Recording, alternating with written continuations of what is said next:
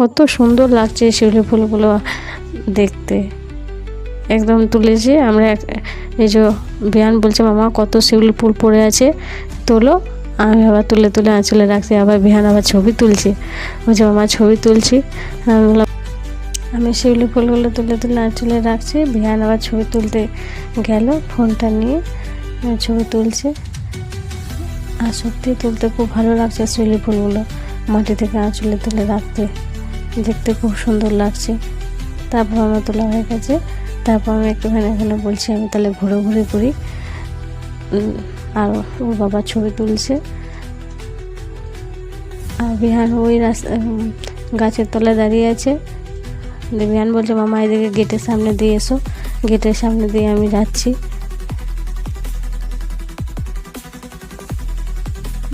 বিহান আর গেল না, আমি হেঁটে গেলাম। এখন একটু মানে যে কাজের জন্য গিয়েছিলাম সেই কাজটা দেরি আছে বলে, তার জন্য আমি একটুখানি ছবি টবি তুলে নিচ্ছিলাম।